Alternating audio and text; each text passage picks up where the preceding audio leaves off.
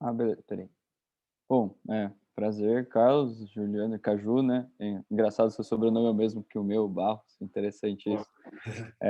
As minhas 2 perguntas iam, acho que você contemplou agora, eu ia perguntar um pouco mais sobre essa questão.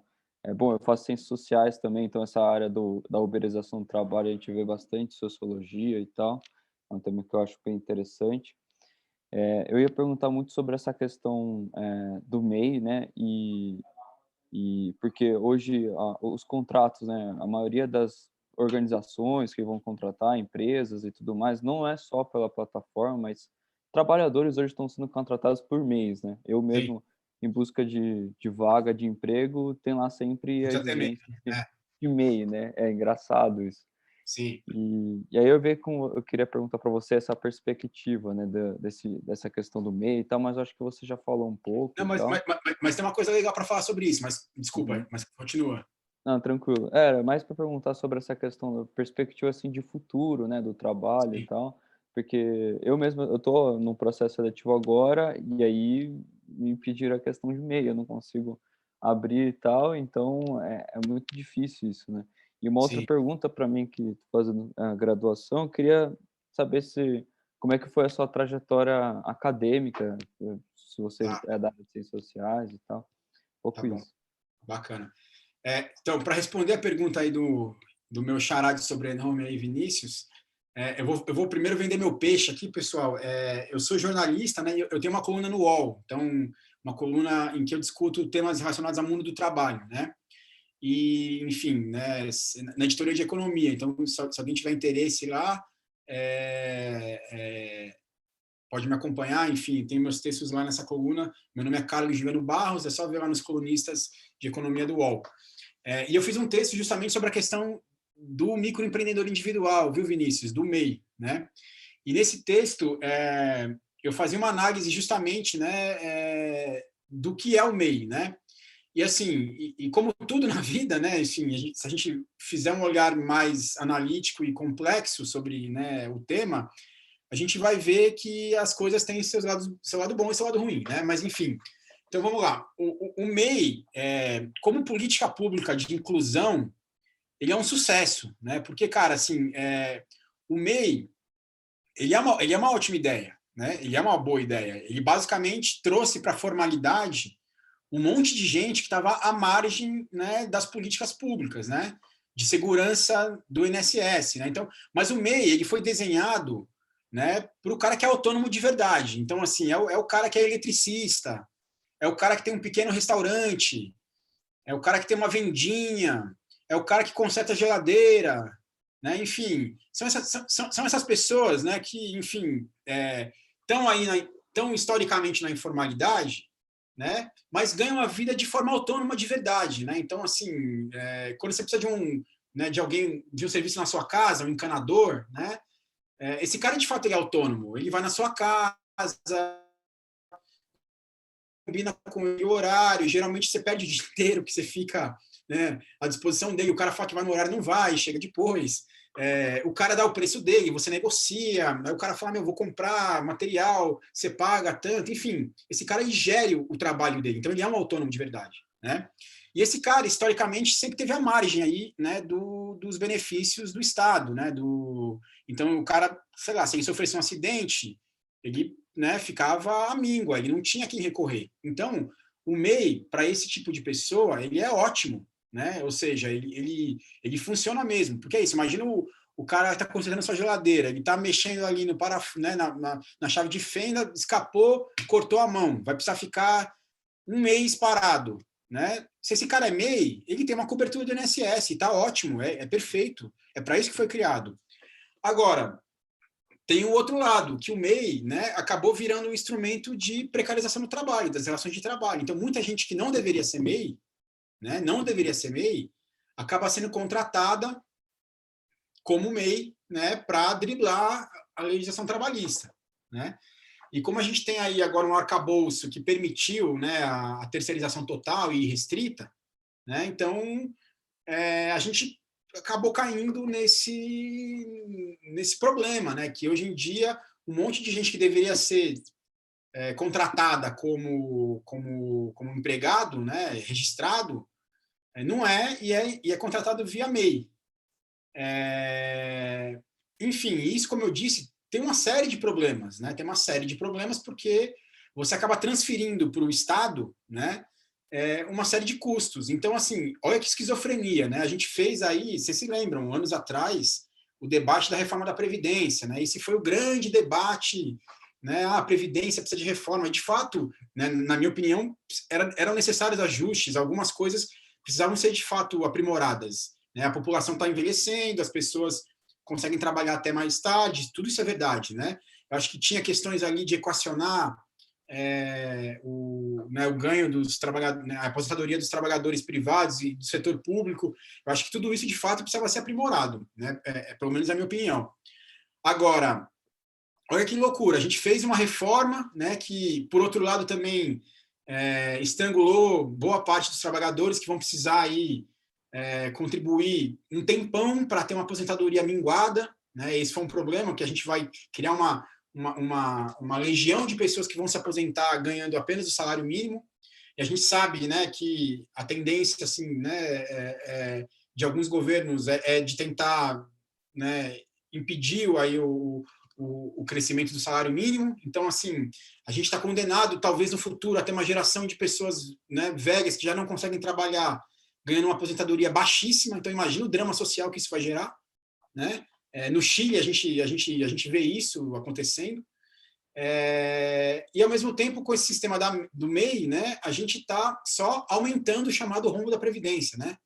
Porque é isso, o MEI é um regime altamente deficitário, porque as empresas não contribuem, né, e o que os trabalhadores contribuem não é suficiente para, né, cobrir aí o financiamento do que eles demandam depois.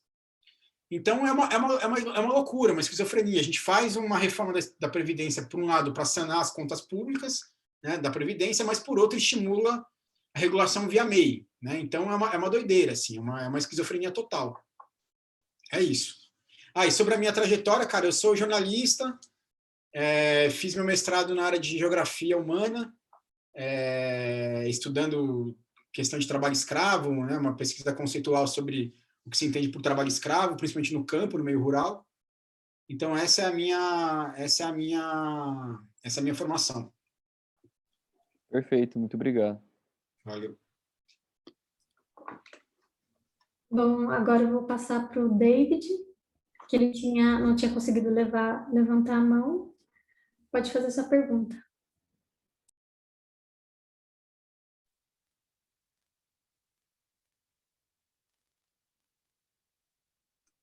Tá sem áudio, David. Tá sem áudio, cara.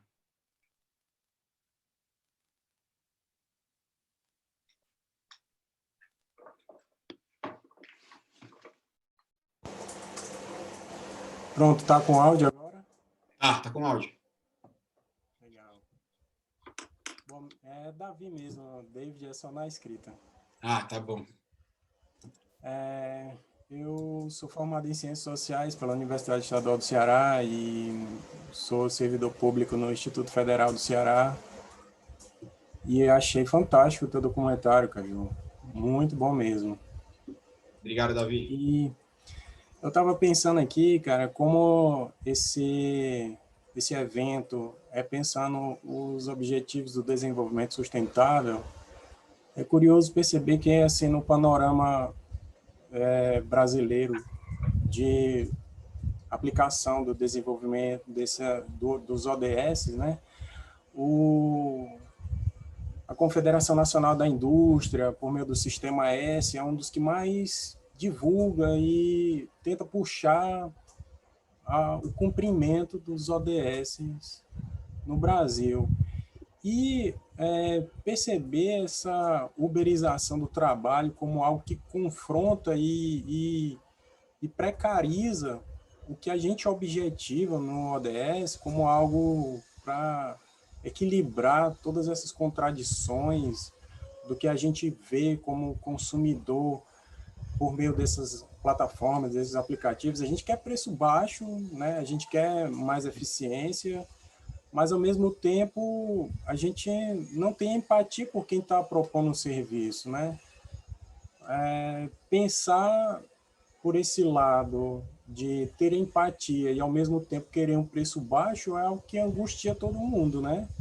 Sim. Como é que eu quero ter uma alimentação melhor, mas os produtos de agricultura orgânica são bem mais caros, né? Eu quero ter livre circulação na minha cidade, mas o Uber é super precário, a pessoa ali está esgotada, trabalhou 14 horas no dia, né? Está sujeita àquilo. É um negócio assim que a gente tem que levar para a nossa sociedade essa discussão, né, cara? E o ODS, o objetivo, eu entendo, sempre que puxo discussão lá no Instituto com alunos, para a gente fazer uma discussão sobre isso, é algo que me deixa, assim, pensativo, né? A gente tem uma instituição como a Confederação Nacional da Indústria, que congrega várias pessoas que estão no topo da pirâmide econômica brasileira, apoiando nas entidades de aplicação social, né, como Senac, Senai, SESI, e eu falo CNI, mas os outros sindicatos patronais e tudo mais, né? Mas, ao mesmo tempo, essa galera é contraditória na hora de se relacionar com seus empregados, né? Eu acho que esse pessoal dessas empresas, dessas plataformas digitais, elas estão envolvidos também nessas entidades patronais, eles têm relações com essas entidades patronais, pode não ser algo tão direto, mas aqui no Ceará, aqui em Fortaleza, por exemplo, a Federação das Indústrias do Estado tem a Associação dos Jovens Empresários, albergada dentro lá do prédio da FIEC, e esse pessoal da Associação dos Jovens Empresários é todo ligado com esse mundo da informática, esse mundo da precarização do trabalho, né? E, ao mesmo tempo, eles estão ali recebendo informação sobre os ODS, né?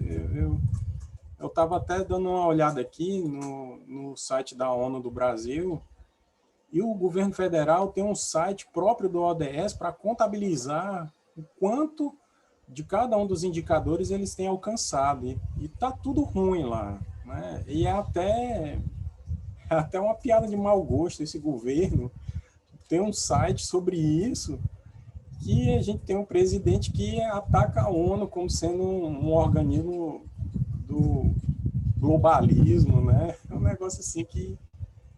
Mas, assim, eu trouxe esses comentários, eu queria saber se tu fez algum tipo de relação também com essa coisa dos ODS nos teus trabalhos atualmente. Eu vou dar uma olhada na tua coluna, vou te seguir também por lá, porque a tua visão, eu compartilho dela. Eu acho que a gente tem muita coisa boa no que está acontecendo, mas, ao mesmo tempo, tem muita coisa angustiante que a gente não pode deixar do jeito que está. A gente tem que buscar equilibrar essas coisas, e eu queria te dar os parabéns aí por esse trabalho, por esse documentário que é incrível. Bacana, Davi, obrigado. Inclusive, fazendo vendendo um outro peixe aqui, eu também apresento e roteirizo um documentário, um podcast chamado Rádio Batente, né? Na verdade, Rádio Batente é a central de podcasts da Repórter Brasil, e eu sou responsável pelo Trabalheira, né? Que é um programa que fala sobre o futuro do trabalho. Então, a gente lançou uma primeira temporada no ano passado com 8 podcasts. A gente vai lançar uma segunda agora em junho com 6 podcasts, né? Então, a ideia é tentar discutir trabalho, um olhar aí mais criativo, né? Misturando referências de cultura, economia, direito, história, enfim. Então, no ano passado, por exemplo, a gente tem um podcast sobre uberização, tem podcast sobre, né, home office, por exemplo. Então, se alguém tiver interesse, né, é só ver lá, procurar aí nas plataformas, né, Rádio Batente, e o meu programa é o Trabalheira. Lá tem outros também, tem o Cova Medida, tem o Jornadas, mas o meu é o Trabalheira, tá? E, cara, acho que você tocou aí na palavra central, que é contradição, né? Então, enfim, essas coisas são muito complexas mesmo da gente equacionar, né? Então é isso, assim, a gente quer pagar barato, mas ao mesmo tempo, né, enfim, também se solidariza com a condição, né, do trabalhador, enfim, né, as empresas também, e sinceramente eu não acho que as empresas estejam movidas apenas, né, por um desejo sanguessuga de exterminar o trabalhador, né, não acredito nisso, de verdade. Eu acho que tem inclusive aí, como eu falei, uma questão ideológica muito profunda de entender que isso de fato é bom, que isso vai gerar desenvolvimento, vai gerar eficácia, mas evidentemente que essas discussões precisam ser muito bem balizadas, né, muito bem equacionadas, porque, né, existem os efeitos colaterais, né? Agora, fazer esse debate é muito importante porque as coisas vão mudando aos poucos, né? Se vocês pensarem, por exemplo, e aí eu vou até fazer até um elogio, por exemplo, essas plataformas, né? Que por mais que elas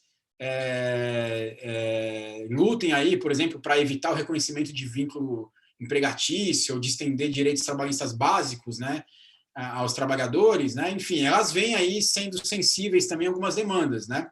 É claro que é por pressão, não acho que elas estejam fazendo isso por bondade, né, mas meu ponto é que a gente já vê uma série de mudanças aí também que são fruto dessa mobilização das pessoas, dos trabalhadores, né, das denúncias de imprensa, né, das ações dos órgãos competentes, como o Ministério Público, enfim, então as coisas vão evoluindo nessa contradição aí, né? Então, sei lá, a gente já vê, por exemplo, as empresas criando pontos de apoio para os trabalhadores, né? Antes não tinha isso, é o que eu falei, antes o cara ficava na sarjeta, né, na pracinha comendo e fazia xixi na árvore, né? Hoje, aqui em São Paulo, por exemplo, foram criados alguns bolsões onde o cara pode estacionar a moto, usar um banheiro, recarregar o celular, enfim, é óbvio que é o mínimo do mínimo, né? Na verdade, ela devia ter começado a operar já com essa estrutura pronta, é evidente. Mas, né, mais uma vez, as contradições, né? Enfim, tem, por exemplo, a questão do seguro, né? Que antes o cara que sofreu acidente ficava amigo, agora, em tese, tem seguro. Mas o seguro também não funciona tão bem assim, porque, em tese, o cara tem que pagar primeiro para depois ser ressarcido. Então, também já tem várias denúncias de pessoas que se acidentaram, foram tentar acionar o seguro que essas empresas provém, mas também não deu certo. Então, assim, enquanto não houver uma regulação efetiva por parte do Estado, uma lei muito clara que defina, né, como as coisas devem seguir, não vai ter muita solução, né? Tem muita gente que defende que essas pessoas sejam regulamentadas como empregados mesmo, via CLT, e que já existe previsão legal para isso. É um debate, né? Tem gente que acha que precisa criar uma nova legislação. A deputada Tabata Amaral, por exemplo, criou uma nova legislação que cria uma figura híbrida aí, né? Como existe no direito europeu, né? O cara não é nem autônomo nem empregado, ele tem alguns direitos, né? E a empresa tem algumas obrigações, né? Mas não é a mesma coisa que um empregado CLT. É uma outra visão. Enfim, né? E evidentemente que para tudo isso vai ter uma série de defensores e de detratores, né? Agora, acho que a mensagem do jeito que está, não pode ficar, né? Do jeito que está, não pode ficar, assim. Então, acho que o tempo da euforia, né, em que todo mundo estava ganhando dinheiro com isso, enfim, já passou, né? Então, agora é o momento de olhar para esse problema e regulamentar.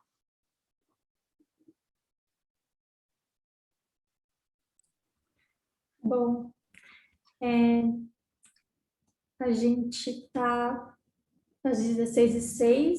Acho que a gente pode encaminhar para o final, né, do debate. Infelizmente, não dá para ficar mais tempo. Então, eu vou passar a bola para a Luciana, que levantou a mão, e aí a gente finaliza a atividade.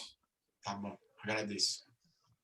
Olá, boa tarde a todos. Eu entrei no finalzinho porque eu não teve uma instabilidade, eu não consegui participar inteiro, mas só o pouco que eu já participei já foi suficiente para saber que o quanto é importante a gente discutir tudo isso.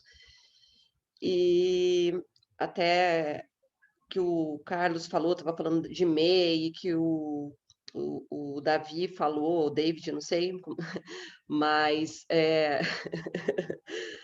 eu vejo assim que nem eu, eu comecei a ficar incomodada com como o empreendedorismo ele começou a ser disseminado, mas como se fosse a coisa mais simples do mundo, né? E eu queria saber assim a sua opinião quanto a isso, porque eu presto serviço também para o Sistema S, né? Mas eu vejo, como eu também presto serviço voluntário para a OSC, sou consultora social, eu percebo que há necessidade urgente de trabalhar tudo isso, desde a educação e também com os empreendedores. Porque tudo bem, agora está vindo, né? Então, mas e outro ponto também, Sistema S, o que eu percebi ao longo, né? É muito ligado também à política. Então, assim, a gente acaba ficando. Ai, assim, eu perdi um pouco, sabe, até o tesão de trabalhar nessa área por conta disso, de ficar vendendo esses empreendedores de palco, essas coisas assim. Ah, e eu também sou empreendedora, né? E, enfim, e era isso que eu queria saber, o que que você acha de tudo isso, em relação, apesar de eu não ter acompanhado o contexto todo, por conta de e realmente essa romantização, tanto no empreendedorismo, que eu comecei até a ser uma ativista nisso em relação ao empreendedorismo materno e feminino, né? Porque isso você acaba mascarando muita coisa, né? Porque você acaba tendo vários projetos, ou cuidar do filho, ou cuidar da empresa, né? Então, sei lá, eu questiono muita coisa, apesar de eu fazer parte desse mundo, entendeu? Sim. De Alguém, Alice. alguém falou aí de romantização do empreendedorismo, né? Acho que essa é uma expressão bem feliz, assim, né? Porque Eu é também evidente, acho. é evidente que ninguém é contra o empreendedorismo, né? É legal que as pessoas tenham liberdade para criar, para prosperar, enfim, né? Uhum. Agora, o empreendedorismo me parece um fenômeno muito, assim, com características muito bem definidas, né? Então, o empreendedor é aquela pessoa que traz uma novidade para a sociedade, é uma pessoa que, enfim, tem uma boa ideia e que é competente na execução daquela ideia, que tem capacidade de fazer aquela ideia crescer, expandir, e que traz benefícios para a sociedade. O cara pode ser um empreendedor social, o cara pode ser um empreendedor, sei lá, né, que cria um serviço bacana que também facilita a vida das pessoas. É óbvio que tudo isso é bacana, né? Uhum. Agora, existe uma certa romantização quando você trata pessoas que, na verdade, são trabalhadoras, são pessoas que vão pagar as contas no fim do mês e estão expostas, na verdade, a condições muito precárias e, né, sob esse manto, né, essa mistificação do empreendedorismo, né? Então, você dizer que o cara que é motoboy é um empreendedor, pô, isso é uma piada de mau gosto, né, cara? O cara trabalha 14 horas por dia, entendeu? O cara tá lá na luta, o cara tá lá correndo, o cara não vê a família, o cara não tem, né, enfim, ele está se arriscando no dia a dia, sem qualquer tipo de garantia, e então, assim, ele é um trabalhador, né, enfim, que eu acho que esse discurso do empreendedorismo, ele tem também uma finalidade ideológica, né, enfim, a ideologia é o grande palavrão do momento, né, mas é isso, assim, a gente tem uma necessidade muito grande, né, de esvaziar essas categorias coletivas, né? Então é isso, assim, e me parece que o próprio campo político da esquerda caiu nessa cilada, né?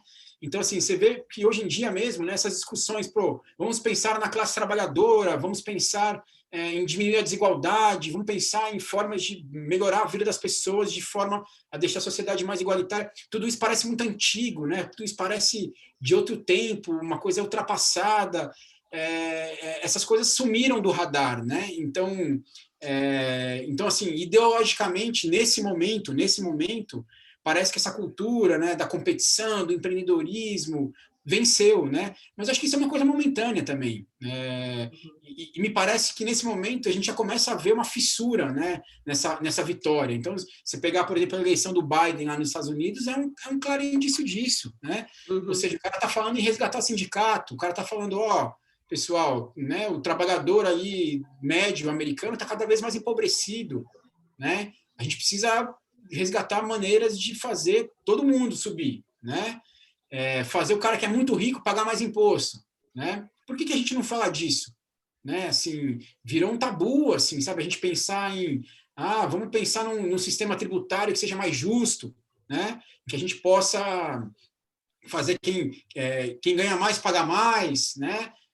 Existe um consenso de que o nosso sistema tributário é extremamente desigual, ruim, disfuncional, né? Não é bom para ninguém, mas ele é, sobretudo e acima de tudo, injusto demais, assim, demais, né? Demais. Então é isso. E aí a gente fica nessa mistificação de que se você der duro, se você for uma pessoa batalhadora, tiver uma ideia genial, você vai vencer na vida, né?